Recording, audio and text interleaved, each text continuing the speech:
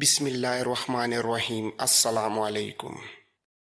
لڑنے میں شرجیل رضی اللہ تعالیٰ عنہ اور ان کے دستے نے کوئی کسر نہیں چھوڑی تھی۔ انہوں نے چند سو سواروں کو الگ کر کے پہلو سے رومیوں پر ایک زوردار حلہ بولا۔ کچھ تو اس حلے نے کام کیا، کچھ رومی مایوس ہو گئے اور وہ پیچھے ہٹنے لگے۔ رومیوں میں یہ خوبی تھی کہ وہ بے ترتیب ہو کر نہیں بھاگتے تھے بلکہ ترتیب اور تنظیم سے پیچھے ہٹتے تھے۔ شرجیل نے انہیں پیچھے ہٹتے دیکھا تو ان کے پیچھے نہ گئے کیونکہ مسلمانوں کی نفری تھوڑی رہ گئی تھی۔ شرجیل خطرہ مول لینا نہیں چاہتے تھے۔ پیچھے جانے کی بجائے انہوں نے تیر اندازوں کو آگے کر کے پیچھے ہٹتے ہوئے رومیوں پر تیروں کا می برسا دیا۔ رومی اپنی لاشوں اور زخمیوں کو پیچھے چھوڑ کر دروازے میں جا کر غائب ہو گئے۔ رومی جس دروازے سے باہر آئے تھے وہ لاشیں اور زخمی پھینک کر اسی دروازے سے اندر چلے گئے۔ سب سے بڑا حملہ توامہ نے کیا تھا، وہ بھی ناکام رہا۔ اگر بات ناکامی تک ہوتی تو رومی ایسے حملے پھر بھی کر سکتے تھے، لیکن انہیں جو جانی نقصان اٹھانا پڑا وہ ان کی برداشت سے باہر تھا۔ ان کی نفری پہلے ہی کچھ اتنی زیادہ نہیں تھی اور اب تو عادی رہ چکی تھی۔ توامہ کے لیے ایک دشواری یہ پیدا ہو گئی کہ جب شہر پناہ کے دروازے بند ہو گئے اور توامہ شہر میں آ کر رکا تو کئی شہریوں نے اسے گھیر لیا۔ ایک آدمی نے کہا، سالار معظم، ہم سلطنت روم کے وفادار ہیں،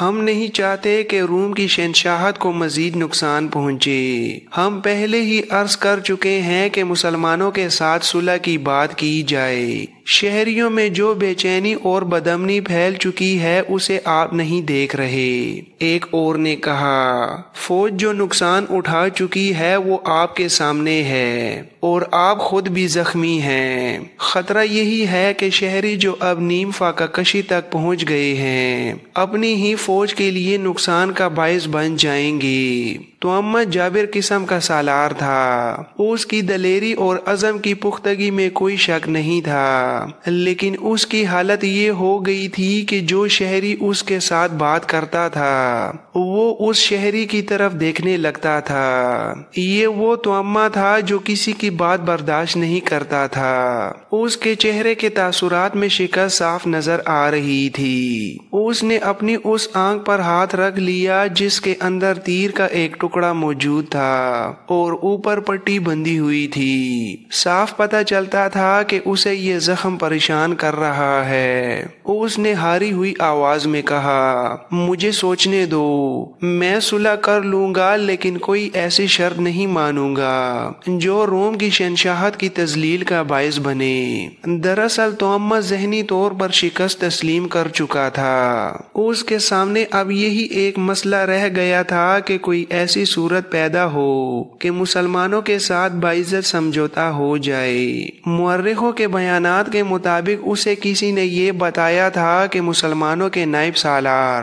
ابو عبیدہ رضی اللہ تعالیٰ عنہ نرم مزاج اور صلح جو انسان ہیں، اگر ان تک رسائی ہو جائے تو باعزت سمجھوتا ہو سکتا ہے۔ خالد کے متعلق وہ جانتا تھا کہ وہ مکمل شکست اور ہتھیار ڈالنے سے کم بات نہیں کرتے۔ توامہ نے اپنے مشیروں کو بلایا۔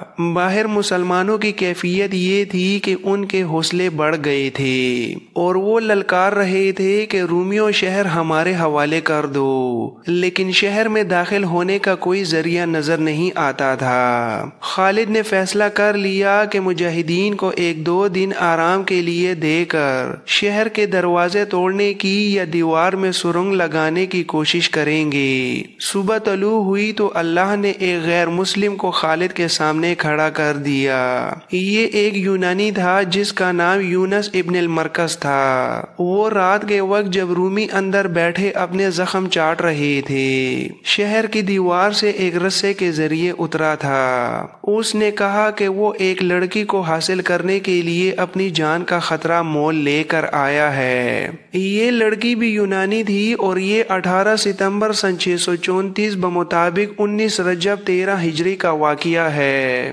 18 ستمبر کی رات تھی۔ خالد کو بتایا گیا کہ قلعے کے اندر سے ایک آدمی آیا ہے جو اپنا نام یونس ابن المرکز بتاتا ہے۔ خالد نے کہا، وہ قلعے سے نہیں آیا، اگر قلعے کے اندر ہی سے آیا ہے تو صاف نیت سے نہیں آیا، اگر باہر سے آیا ہے تو بھی اس کی نیت ٹھیک نہیں ہو سکتی، وہ رومیوں کا جاسوس ہوگا، اسے میرے پاس بھیج دو۔ وہ ایک جوان سال خوبرو اور پھرتیلا آدمی تھا۔ خالد کے دو محافظوں نے اس کی تلاشی لی، اس نے کمربند میں ایک خنجر اڑیسا ہوا تھا جو اس نے چھپا کر نہیں رکھا تھا، یہ اس سے لے کر اسے خالد کے خیمے میں بھیج دیا گیا۔ خالد نے اسے سر سے پاؤں تک دیکھا، پھر اس پر نظریں جما دیں۔ اس جوان سال آدمی نے کہا، سالار اعلیٰ مجھے شک کی نگاہوں سے دیکھ سکتے ہیں، میں آپ کے دشمن کے قلعے سے آیا ہوں، آپ کو مجھ پر شک کرنا چاہیے، میرا نام یونس ابن المرکز ہے اور میں یونانی ہوں، آپ کی اور رومیوں کی جنگ کے ساتھ مجھے کوئی دلچسپی نہیں۔ خالد نے کہا، یونان کے جوان کیا یہ بہتر نہیں ہوگا کہ اپنے آنے کا مقصد فوراً بتا دو؟ مقصد میرا ذاتی ہے جناب، اگر آپ یہ پورا کر دیں تو میں آپ کی مدد کر سکتا ہوں۔ تو میری کیا مدد کر سکتا ہے؟ میں آپ کو قلعے کے اندر پہنچا سکتا ہوں، پھر دمشق آپ کا ہوگا۔ بعض مورخوں نے لکھا ہے کہ اہل دمشق اپنا کوئی سالانہ جشن منا رہے تھے، ایسے جشن میں وہ اتنی زیادہ شراب پیتے اور رنگرلیوں میں ایسے مگن ہوتے تھے کہ انہیں اپنے پرائی کی ہوش نہیں رہتی تھی، اور فوج بھی اس میں شریک ہوتی تھی۔ لیکن اب ایسی حالت میں دمشق والوں کا ایسا جشن منانا کہ وہ اپنے ہوش و حواس بھی کھو بیٹھیں، قابل یقین نہیں لگتا تھا۔ دمشق کے اندر کی حالت بیان کی جا چکی ہے، وہاں توقات اور خوف و ہراس کی کیفیت تھی، روم کی فوج کی بے شمار نفری ماری جا چکی تھی، لاشیں باہر گل سڑ رہی تھیں اور زخمی اندر کرار رہے تھے۔ ان حالات میں جشن کو تسلیم نہیں کیا جا سکتا۔ ایک یورپی مورخ ہنری اسمتھ نے اس واقعے کو یوں بیان کیا ہے، وہ حقیقی لگتا ہے۔ اس نے شام سے رومیوں کی پسپائی کے بیان میں لکھا ہے کہ دمشق کے محاصرے میں رومیوں کی حالت اتنی بری ہو گئی تھی کہ وہ ہتھیار ڈالنے پر آ گئے تھے۔ ان کے مذہبی پیشواؤں نے رومی سالار توما سے کہا تھا کہ ان سے خدا ناراض ہے، خدا کو راضی کرنے کے لیے مذہبی قسم کے جشن کا اہتمام کیا گیا تھا۔ دمشق میں دوسرے عقیدوں کے لوگ بھی تھے جو اپنے انداز سے مذہبی تقریب منعقد کر رہے تھے، چونکہ یہ مذہب کا اور فتح کے لیے دعا کا معاملہ تھا، اس لیے اس میں ہر کسی کی شرکت لازمی تھی، فوج کو بھی اس میں شامل ہونا تھا۔ اس یورپی مورخ نے یہ بھی لکھا ہے کہ ایسا کوئی خطرہ نہیں تھا کہ مسلمان قلعے پر چڑھائی کر دیں گے، یہ کوئی آسان کام نہیں تھا، مسلمانوں کی اپنی حالت ایسی مضبوط نہیں تھی کہ وہ ہلہ بول دیتے، یہ تو خالد کا عزم تھا اور انہیں اپنے تمام سالاروں کا بھرپور تعاون حاصل تھا کہ دمشق کو چند دنوں میں سر کرنا ہے۔ یونس ابن المرکز کے متعلق تمام مورخ متفق ہیں، اس نے خالد کو قائل کر دیا کہ وہ انہیں قلعے میں داخل کر دے گا، اور اس کے عوض وہ صرف یہ چاہتا ہے کہ اس کی بیوی اسے دلا دی جائے۔ خالد نے اس یونانی پر اعتبار کر لیا اور اسے سب سے پہلے اسلام کی دعوت دی۔ یونس ابن مرکز نے کہا، میں نے اسلام کے متعلق بہت کچھ سنا ہے، لیکن مجھے کوئی بتانے والا نہیں تھا اور میرا ہاتھ تھامنے والا کوئی نہ تھا، مجھے اپنے پاس رکھیں، میں اسلام قبول کرتا ہوں، کیا مجھے اپنا نام بدلنا پڑے گا؟ نہیں، تمہارا نام پہلے ہی اسلامی ہے۔ خالد نے اسے مسلمان کر لیا اور اس سے پوچھنے لگے کہ کمن کہاں اور کس طرح لگائی جائے اور اندر کی طرف دروازے کی حفاظت کا کیا انتظام ہے۔ یونس ابن مرکز نے انہیں پوری تفصیل سے سب کچھ بتایا۔ یونس ابن مرکز کو اتنا ہی معلوم मालूम था कि 2-3 दिन लड़ाई नहीं होगी और कल रात लोग एक जश्न या तकरीब मनाएंगे। उसे ये मालूम नहीं था कि रूमी सालार तुअम्मा हिम्मत हार चुका है और वो कोई और चाल चल रहा है। ये चाल तुअम्मा और उसके मशीरों ने मिलकर सोची थी। जिस तरह मुसलमानों के पास उसी इलाके के जासूस मौजूद थे, उसी तरह रूमियों के पास ऐसे जासूस मौजूद थे जो खालिद और उसके तमाम सालारों के किरदार और आदात के मुतालिक पूरी वाकफियत रखते थे। ये अरब के ईसाई थे और मक्का मदीना और उन्हीं इलाकों के रहने वाले यहूदी भी थे। ये सब सिर्फ जासूस ही नहीं थे बल्कि उनमें से 2-4 तुअम्मा के मशीर भी बने हुए थे। तुअम्मा ने बाहर निकलकर मुसलमानों पर हमले किए थे, पूरा जोर लगा लिया था, मगर सिर्फ जानी नुकसान के सिवा उसे कुछ भी हासिल ना हुआ था। शहरियों ने उसे अलग परेशान कर रखा था। शहर में खुराक खत्म थी और उसकी अपनी हालत ये थी कि एक तीर का अगला हिस्सा उसकी आंख में उतरा हुआ था और ऊपर पट्टी बंधी हुई थी। तुअम्मा ने अपने सालारों और मशीरों को बुलाकर उन्हें अपनी सूरत हाल बताई और कहा कि हम लड़ नहीं सकते, फिर भी मैं शहर को तबाही और लूट मार से और लोगों के कत्ले आम से बचाना चाहता हूँ। मुसलमान आसानी से अंदर नहीं आ सकते, लेकिन अनाज और रसद का जो हाल है वो तुम सब जानते हो। मुसलमानों ने सिर्फ मुहासरा ही जारी रखा तो लोग भूख से मरने लगेंगे। एक मशीर ने कहा, और वो बगावत भी कर सकते हैं। तो अम्मा ने कहा, बगावत करें या ना करें, ये मेरा फर्ज है कि उन्हें हर तकलीफ से बचाए रखूं। मुझे तुम्हारे मशवरों की जरूरत है। क्या कोई ऐसी सूरत हो सकती है कि हम शहर खाली करना चाहें तो मुसलमान हमें इजाजत दे दे और हमें कोई नुकसान ना उठाना पड़े? एक यहूदी मशीर ने कहा, खालिद इब्ने वलीद बड़ा जाविर सालार है, वो हमें पुरअमन तरीके से नहीं निकलने देगा। उसकी फौज का जो नुकसान हो चुका है वो भी नहीं बख्शेगा। हमें कहेगा कि इस्लाम कबूल करो। तो अम्मा ने कहा, ये मैं कभी नहीं करूँगा। यहूदी मशीर ने कहा, अगर आप नहीं करेंगे तो वो आपसे इतना तावान मांगेगा जो आप अपने खजाने के अलावा लोगों के घरों से इकट्ठा करें तो भी मुश्किल से पूरा होगा। तो अम्मा गहरी सोच में पड़ गया। उनमें कोई सालार ऐसा है जो नर्म मिजाज हो? यहूदी ने जवाब दिया, बड़ा ही काबिल, बड़ा ही दलेर सालार है, मगर रहमदिल भी है। अपनी फौज में उसकी हैसियत क्या है? दूसरे यहूदी ने कहा, इब्ने वलीद के बाद हैसियत अबू उबैदा की है। उनकी खिलाफत में जो कदर मंजिलत अबू उबैदा की है वो इब्ने वलीद की नहीं। इब्ने वलीद का दर्जा उसके बाद का है। तमाम मुसलमान खुद खलीफा और इब्ने वलीद अबू उबैदा का एहतराम करते हैं। यहाँ से तुअम्मा के दिमाग में एक फरेबकारी आ गई। यहूदी और ईसाई अरब मशीरों और दानिश्वरों ने उसकी रहनुमाई और मदद की और एक मंसूबा तैयार हो गया जो मुख्तसरन इस तरह था कि तुअम्मा अबू उबैदा के आगे इस शर्त पर हथियार डालेगा कि उसे उसकी फौज और शहर के हर उस बाशिंदे को जो शहर छोड़कर जाना चाहे उसे उसके मालो असबाब, औरतों और बच्चों समेत निकल जाने दिया जाए। शहर में लूटमार ना हो। तो अम्मा ने ये फैसला कर लिया था कि वो जजिया अदा करेगा और ये भी तय पाया कि खालिद को कबल अज़ वक्त पता ना चले।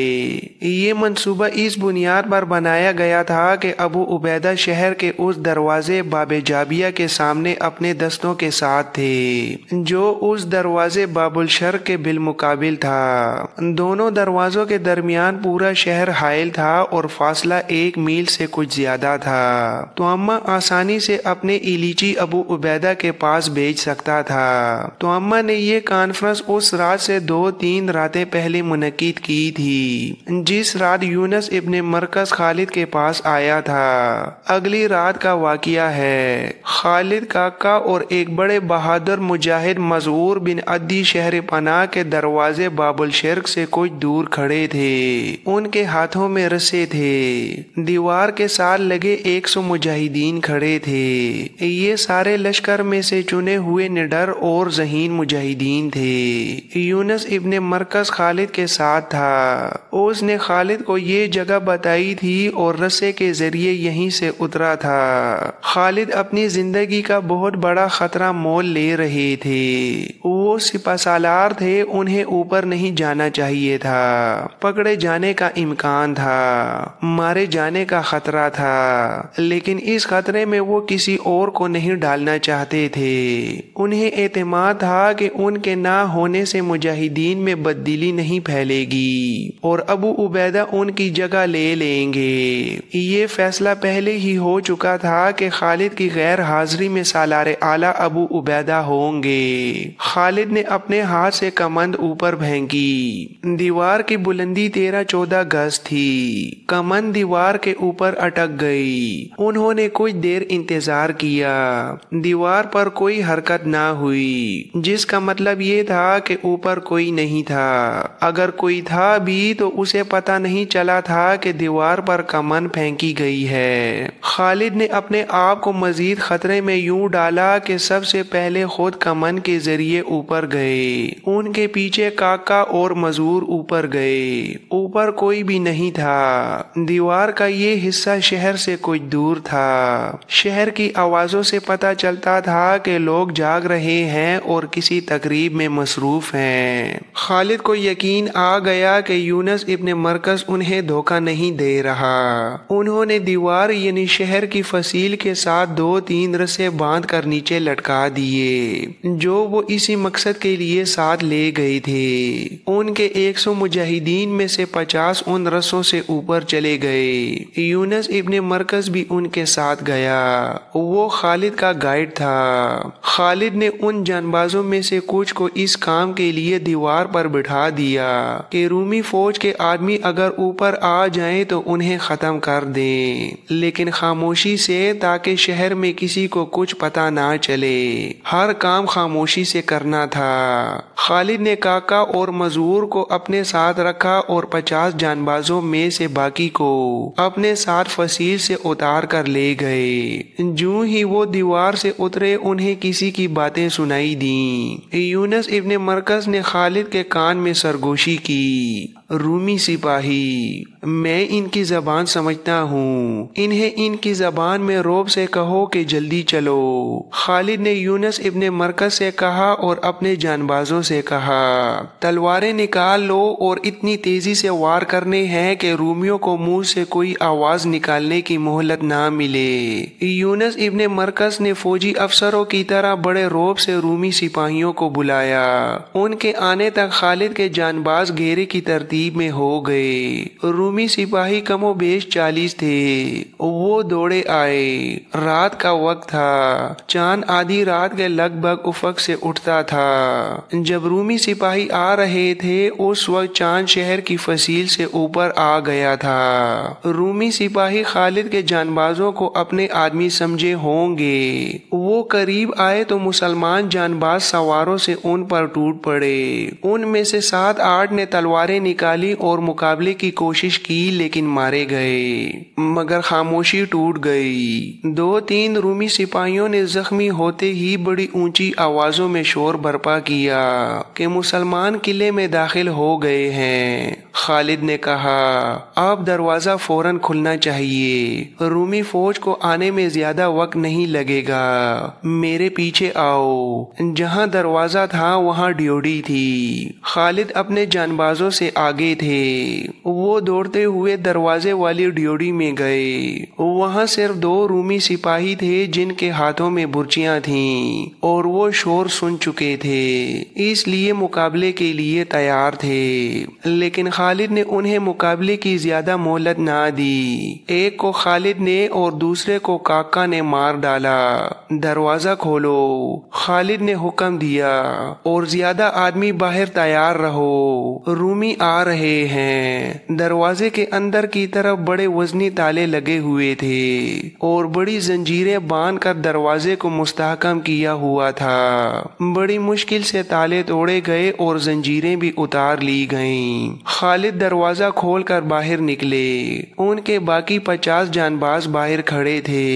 खालिद ने उन्हें अंदर बुलाया और कहा कि वो दरवाजे के बाहर फैल कर मुकाबले के लिए तैयार रहें, रूमी फौज आ रही है। इसके साथ ही उस दरवाजे के सामने जो दस्ते थे उन्हें खालिद तैयारी का हुक्म दे आए थे और ये हुक्म भी कि दरवाजा खुलते ही तूफान की तरह दरवाजे में दाखिल हो जाएं। दरवाजा खुलते ही ये दस्ते तूफान की तरह दरवाजे में दाखिल होने लगे। चांद अब और ऊपर आ गया था। अपने पराई की पहचान में सहूलत पैदा हो गई थी। उधर से रूमी फौज का एक दस्ता बाबुल शेर की तरफ आ रहा था। ये मुसलमानों की तूफानी लपेट में आ गया और जरा सी देर में ये दस्ता लाशों में तब्दील हो गया।